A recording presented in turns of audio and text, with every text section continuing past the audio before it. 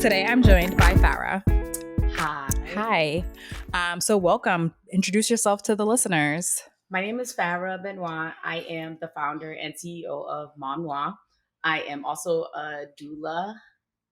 Well, I could say that my doula is my all-day job. Okay. Because I do it 24/7. Okay. But by day, I am a property manager and a full-time mom to Okay. an amazing teenage girl. Okay. That's a lot of hats. Yes, it is. So mom, property manager, doula, that's a lot. Yeah. That's a lot. Yes. But I mean, that's really the premise of being multifaceted. Exactly. And that's why I invited you to come join me on the couch. Thank you. So we crossed paths a little while ago. It was a few years back, but it was very much like in passing. And I think we definitely know we have some similar connections. We have some people in common, some mutual connections. And I've seen some of the work that you've done. And that was kind of what prompted me to invite you, because I have seen that you kind of operate in this space. There's definitely a little bit of that representation piece, because I think a Black doula, I think that's amazing. I actually had a guest on earlier in the season who talked about learning about doulas way after she was dealing with postpartum depression and anxiety, and not even knowing that doula services were an option. So I think that that's amazing. But when you think about the word multifaceted, you kind of listed a few of the things in your intro, but talk to me about what being multifaceted means to you. I think pretty much wearing different hats. Being firstborn generation Haitian, we're taught early to do a lot of things, especially if you're from the Caribbean. It's West Indians. It's just you have to, like, it's not an option. Yes. And in my household, my mom taught us, like, hey, you got to cook, you got to clean, you got to, take care of your younger siblings, assist your older brother and stuff. So pretty much it's something that, I don't know, it's like so easy. It just comes like, it's ingrained. Yes. Yeah. And I'm teaching my daughter to be the same way as well. I really love the multifaceted, AF. Yep. Because it really, I don't know, I was drawn to it because it's everyday people. Absolutely. More so in the Black community, I think it stands out more because we have to do so much just to be seen. Absolutely. It's a lot of shape-shifting almost, where it's like you're in this space and you have to show up this way, and then you're in this space and you have to show up this way. Yeah. So I appreciate that. We could pull out Black card. Absolutely. And our corporate absolutely. Card. Absolutely. And that is really, that was the premise behind the brand. That's the premise behind some of these conversations.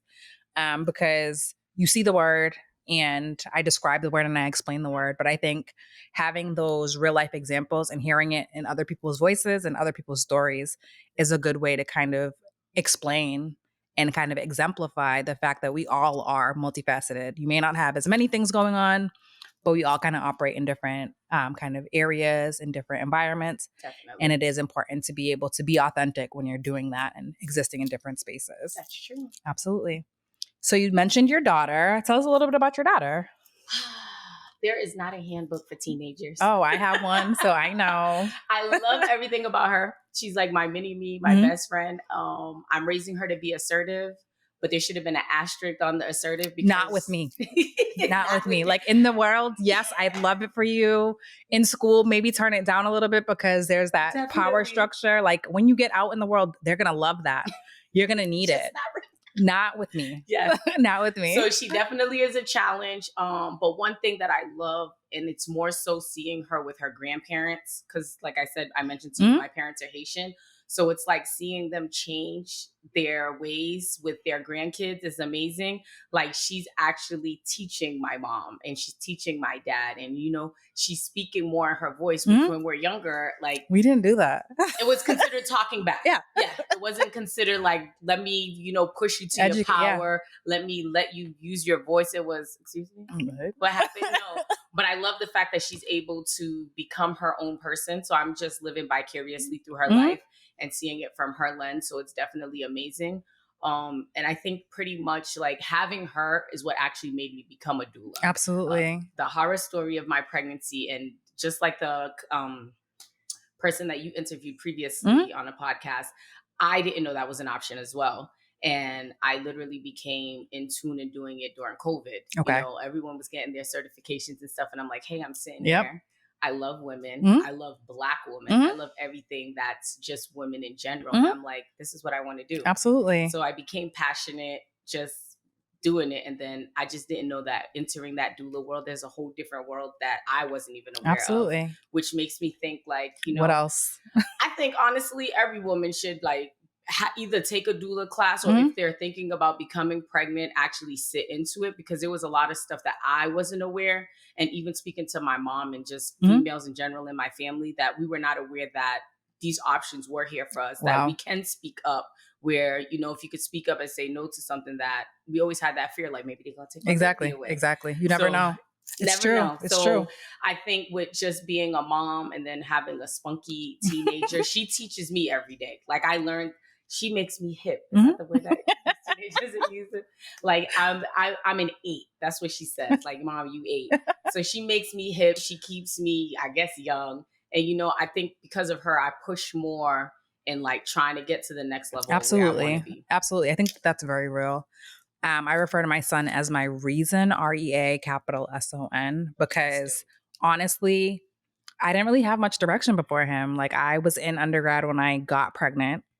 I had there was some time off, and towards the end of the time off, I got pregnant. People were like, "You're never going to go back. You're never going to finish." But the reason why I had taken the time off is because I had no passion. I was showing up and barely doing what needed to be done because I didn't really have a drive. Like in my mind, I knew how I was raised is you went to high school and then you went to college. Yep. But I went to college and I was like, I don't care about this stuff. But having another person to take care of really kind of lit a fire in me and gave me kind of that drive and that motivation to achieve. A lot of times I'll say, I'm like, I go hard because of him. If it wasn't for him, I could be lazy. I could be living on I could sleep on someone's couch, but I have a whole nother person to take care. Exactly. Like I would like that. I could do that. That's true. But because of him, I definitely understand the kind of that motivation that comes from having another person to be responsible for. So definitely can relate to that. So talk to me about Mom Noir. So I created Mom Noir based on a community that I needed. I noticed that there's a lot of mom groups in Boston, and there's some that I am 100% like backing up. Shout out to Bad. I always say this wrong. Bad Moms Boston. Yep, they get me. They get me. They're like, Bad Moms Boston. You better say it correctly. Yes, Ashley was one of our first guests, and I really love. When I say I really love Ashley, really love her because a year ago I was in a head-on car collision. And every event that she has is like, girl, are you coming? Are you coming? Even though she knew I was on crutches, even though she knew I was down for the count. But it was like, I put Mom Noir on pause only because I couldn't fully give. Like I needed that community. Yeah, absolutely. And Mom Noir came about pretty much during, I want to say a little bit before COVID, where I was just like, where's the groups for just the regular females? Like most of the groups I see, they're either cliquey or you have to have some kind of like stature and then you're part of the group. But I'm not part of the stature. I'm just plain Jane. A regular person. So I was like, I need a group that reflects me. Absolutely. I need a community that reflects me. And it was more so going through my postpartum journey. No one talks about the end date of postpartum. Yeah. And I really feel like the end date, there is none. Exactly. It's either full-blown postpartum and then it goes into depression. And you don't have time as a mom to pretty much breathe. You're on go. Even with my accident, I was on go. Yeah. On go, in pain, Papa Tylenol, keep moving. And I think Mom Noir was pretty much that community-based, like we hear you, we see you. And it's pretty much for every woman that's actually birthing either a baby or birthing business. I love that. So it came about that. I know I took a hiatus, but I will be back. Absolutely. That's great. I want to say you're part of the push too. Thank you. I've had moments where I'm just like, if this is the lane that I want to be in, if this is what I want to do, but I know it's my calling. Because I feel like every time where I hit the max of where it's going to be great, I get hit with something. And I think that's God's redirection. Like, girl, this is what I'm planning for you. Oh, this is your journey. Follow it. Yep.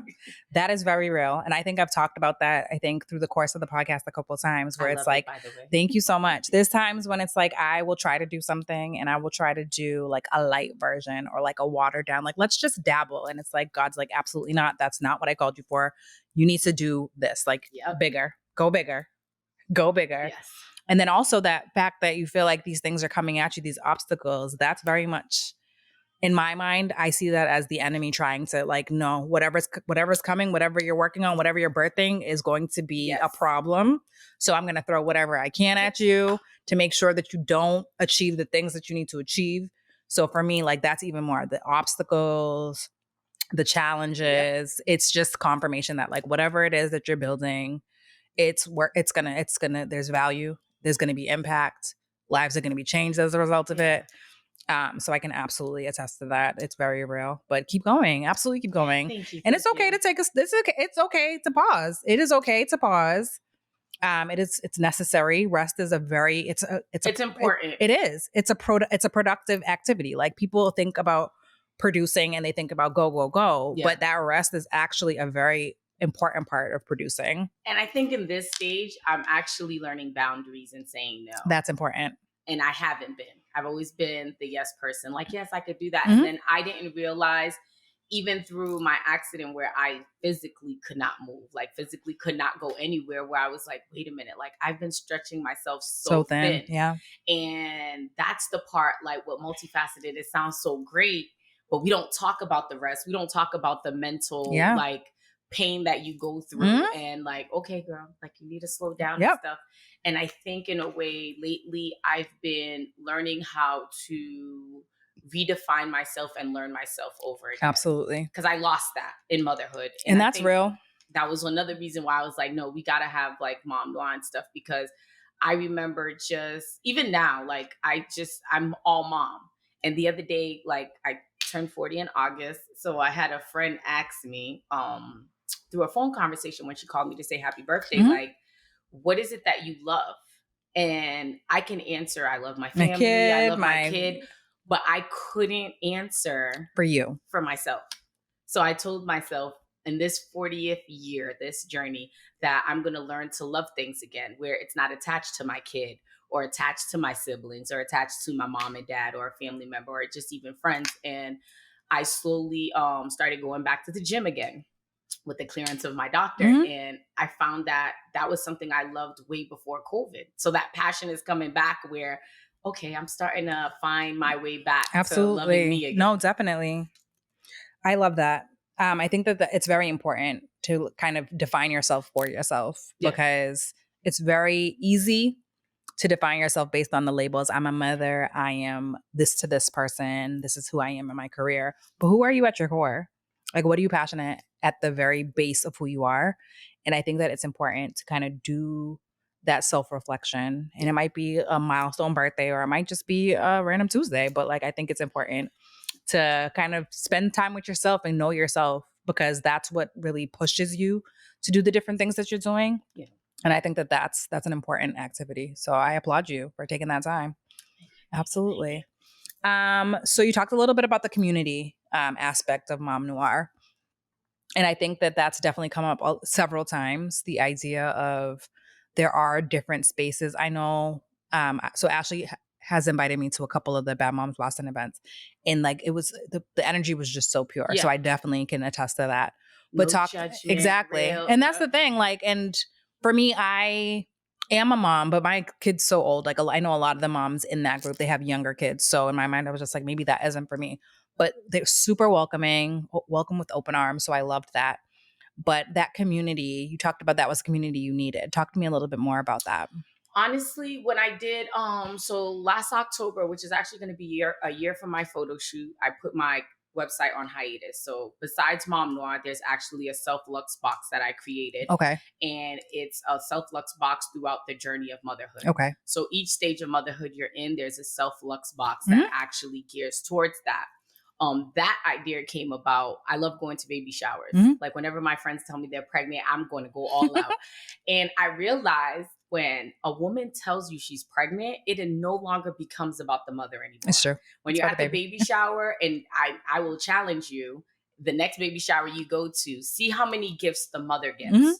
See how many gifts where someone just goes up and say, hey, I thought of you because you're actually carrying this. You're doing the work. About to come into this life. You're doing the work. And that's where a lot of people don't talk about postpartum. There's prepartum. Like no one talks about the before. Yeah. And the anxiety you go through carrying this child if you're actually going to be alive to birth the child. And that's how the idea of the box came, where it's a box pampered to the mom. So Okay. it goes from the beginning of motherhood journey to you can have a grown child that doesn't live in your house and is Mhm. married and got their own kids. So there's a little bit of something for everybody. The reason why I said I kind of wanted a group for myself is because within the Mom Noir, even though we have a lot of moms that are together, that are supportive, I have a great support system, I wanted something different. Mhm. And Ashley's group gave that to me. Okay. Do you get what I'm saying? And I love the fact that it wasn't like, I don't know, for some reason in this genre, it's like, oh, because you have something and it might be similar to mine, so now we're in competition. Yeah. And it shouldn't be that And at all. I love her vibe because it's not like that. Mhm. Like she's been following Mom Noir for a while. I've been following Bad Moms of Boston for a while. And it's just that genuine love, like supportive, like, Mhm. hey girl, I want you to push through. I want you to do everything that you need to do. And I think I need to see more of that, Absolutely. especially within our community. I know that we speak of unity, but we need to start actually doing it and it's Absolutely. being felt and seen. Absolutely. And I just want to be around positivity and just people who are genuinely happy, to be Definitely. honest. Definitely. And I think that's one of the reasons why I'm like, you know what, in this hiatus that I took, in order for me to give 100%, I need to start filling my cup. Mhm.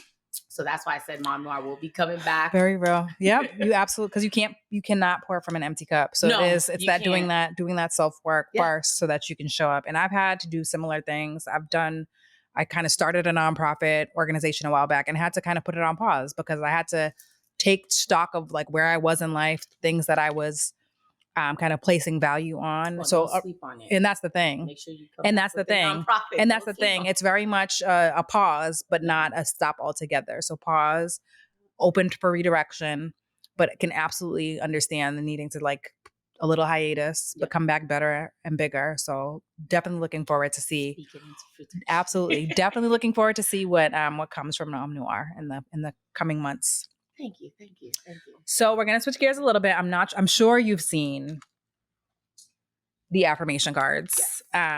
So I am very big on kind of speaking things into existence. This has been something that's been a part of my daily practice for a really long time. And I created this deck of affirmation cards as like a tool and a way of sharing this with others. That's awesome. So it's positive affirmations and they're general in nature, but the thought is you pull a card and then you think about how it resonates with you. So I'm going to give you an opportunity to pull a card. I'm going to have you read it and then we're going to talk about it.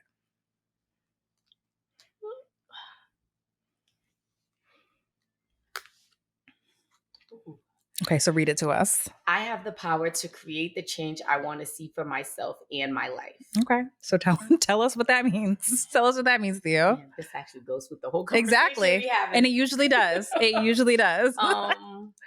To be honest, it's funny because I'm an extrovert, but I deal with a lot of imposter syndrome, which is interesting. Crazy. And I don't know if it's a Caribbean thing because as young kids, we were expected to do stuff. Not that we did something great and our parents would be like, oh my God. Yeah, it's just like, okay, what's next? So I'm learning in my adult life, like even with baby steps, creates change. Absolutely. Just like with my car accident, I literally had to rewalk again without the crutches or just learn how to push through pain and stuff. And I'm realizing in everything that I touch right now, it's a learning thing. Like there's no failure in it. Like the failure would be, okay, what are you going to do next to improve it and then push through it? So I think like with the power to create change is speaking more, which I love these affirmation cards, by the way, but speaking more into making that change within yourself or taking those steps into making those changes. Absolutely. So as far as I want to see for myself in my life, I actually want happiness. I want to walk into a room, whether whoever is in the room can be happy and they feel that radiance. I want to find me again. I want that power within where not only am I making change for myself, but also making change for my community. I love that. I love that. So you touched on very briefly imposter syndrome. Talk me through what that looks like for you. I feel like it shows up differently for all of us. So talk me through what your experience has been with imposter syndrome. Mine's, I don't know. It's like a lot of self-doubt. And then not saying like, you have these voices sometime like, okay, girl, you just not gonna do it. Why are you gonna do it? And then it's crazy because my older brother, I can give him my ideas and he's like, girl, why are you not capitalizing on this? Why are you not? But in my mind, I'm like, oh, he's bugging. It's not gonna work Mm-hmm. out and it's not gonna do anything. And I don't know if I was conditioned like that. That's why lately I've just like I journal a lot. Okay. So I try to journal and read my journal entry in positivity. So the fun thing about it is when I'm reading it out loud more, I notice that the worrying and the imposter syndrome thoughts go I away. love that. And it's totally the opposite for my daughter. Okay. So we do highs and lows of the day. Mm-hmm. We'll do 5 highs and 5 lows. And with the 5 lows, we'll ask ourselves, well, I'll ask her, she'll ask me, what could you have changed in the 5 lows? And if we noticed in the 5 lows we couldn't change anything, then why are we considering it a low? Mm-hmm. And we do this every morning during the day. Like we'll pick what we need to do for the day and then we'll do it at night. Mm-hmm. And I think we started doing this during COVID. Okay. So I think when we started doing it, it was more like to let the time pass by because we were stuck Something in the to do. house. Exactly. But I'm noticing now she's actually teaching me to let go of things that are not in my control. Interesting. I love that. So that allows me to not have those extra thoughts of what can I change? Oh, Farah, you're never going to be able to do this. And I'm starting to hear the voice of, girl, you could do this. Mm-hmm. Like this room is for you. Absolutely. Go in there. No, and kill absolutely. it. Absolutely. So I'm learning now that, I mean, I know I totally can't get rid of the imposter syndrome. It's going to be there. But I know that my voice, my inner voice that's telling me go and kill it, you can do it, is going to outpower that. Absolutely. I love that. I love that highs and lows, that journaling. So journaling is something that I've done for quite some time also. So it's always fun to like look back And at like past, exactly. Like, and sometimes it's not like a formal, like written like narrative. Sometimes it's a list of things I want to accomplish. So it's always fun to like look back. But an exercise that I have done, and I've actually done it at a couple of events, is writing a letter. So writing a letter to dear younger self. Oh, wow. And That's dear future self. And I think that that is something, I mean, I encourage you to try that. It might not be an all the time thing, but every once in a while, you're here now and you're who you are now. But if you had an opportunity to talk to your younger self, what would you say to her? And like for me, I know that like I've been through some really low times. So if I were to pick a time and place, like to pick a me from X amount of years ago, and I was writing a letter to her specifically, there's definitely things I would speak into her. Yeah. There's things I would tell her. I would applaud her for her strength and her ability to overcome and her bravery in the face of things that seemed like they were insurmountable. I would encourage her and let her know that things are going to get better. This is literally the bottom of the bottom. Things are going to get better. So I definitely have done exercises where I speak to my younger self, but then there's speak to my future self. So dear self in X amount of years, I want you to know I am going through it right now. I am doing my absolute best and I don't know what it's going to look like. I hope you're happy. I hope you're healed. I hope all of these things. So I think that that's a good activity. I enjoy that activity because it allows you to be in the here and now, but to think about how far you've come and where you want to go in a very like creative way. So that's just a little activity that I've done. I've done it at a couple of sister circle events, but I really do like the idea of journaling. I think capturing your thoughts, I think it's a good way to get the thoughts out of your head. So you talked about like those like inner voices. I think it's definitely a good practice to kind of get those things out of your head and get them down on paper. Think about them after. And that's the thing. Yep. And that's the thing. So it's how you kind of work through them. So I love that that's an activity that you do, but that you're showing your daughter. I think that's amazing. Yeah, because I feel like our kids are well, this generation is different. Absolutely. But I feel like those were the tools we were missing when we were younger. So we are supposed to, give those tools to the generation that comes after us. And I agree. I just can't wait to see the amazing things our kids do. No, I agree. 110%. So I'm very big on that. Like talking about being a first generation from the West Indies, I know that my parents, their one goal was to give us the things that they didn't have. Yeah. Yep.